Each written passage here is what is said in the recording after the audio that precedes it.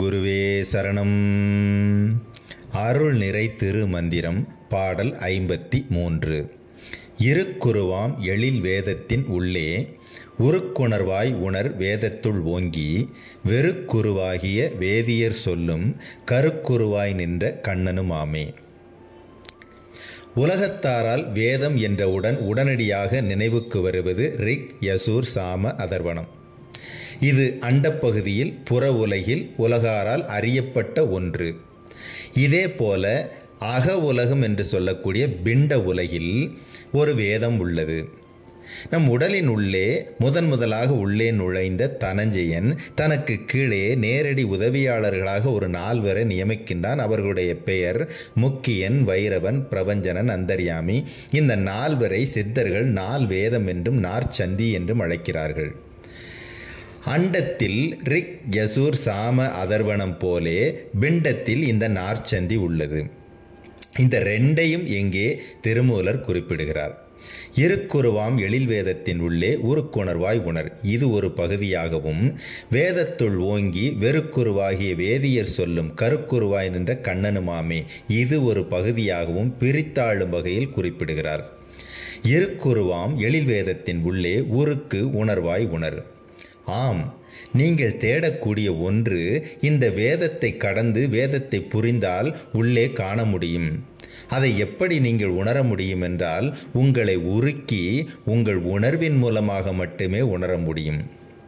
நீங்கள் காணப்போவது மெய்ப்பொருள். திரு நடனம் புரியக்கூடிய அருட்பெரும் ஜோதியினுடைய திருவடி, நடனமாடிக்கொண்டிருக்கும் நடராஜ பெருமான் அருட்பெரும் ஜோதி என்றெல்லாம், ஈசானன் என்றெல்லாம் அழைக்கக்கூடிய இறைவனுடைய திருவடி. ஆம், அது உள்ளே இருக்கிறது. எப்படி?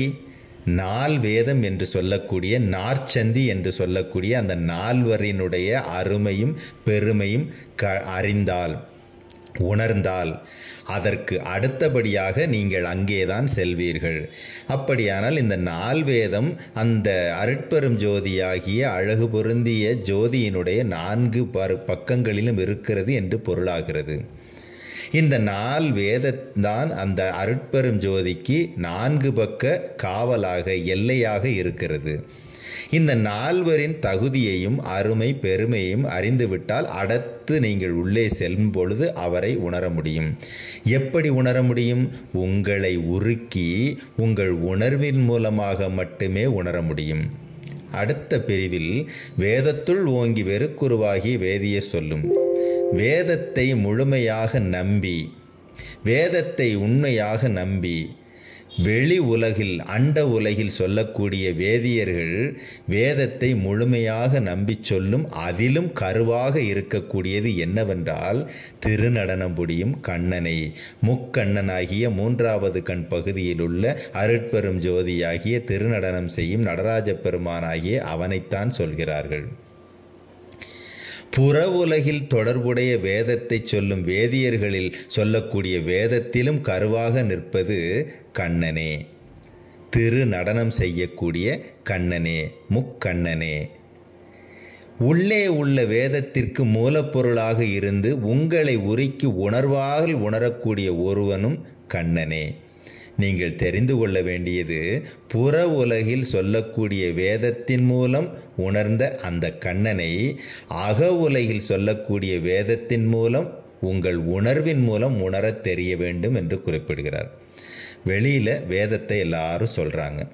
அந்த வேதத்துக்கு மூலப்பொருளாக இருக்கிறதுமே கண்ணனை பற்றி தான் பேசுகிறாங்க. முக்கண்ணன் என்று சொல்லக்கூடிய, ஈசானன் என்று சொல்லக்கூடிய அருட்பெரும் ஜோதியைத்தான் பேசுகிறாங்க. நாம் அதே அருட்பெரும் ஜோதியை இந்த பிண்டப்பகுதியில் தெரிஞ்சுக்கணுன்னா அங்கே இருக்கக்கூடிய அந்த 4 வேதத்தினுடைய அருமையை உணரணும். அந்த அருமையின் மூலமாக உள்ளே நுழையும் பொழுது அந்த இறைவனை உங்களை உருக்கி உங்கள் உணர்வின் மூலம் நீங்கள் உணர்ந்துக்கலாம் அப்படிங்கிறத மிக தெளிவாக குறிப்பிடுகிறார் திருமூலர் பகவான். குருவே சரணம்.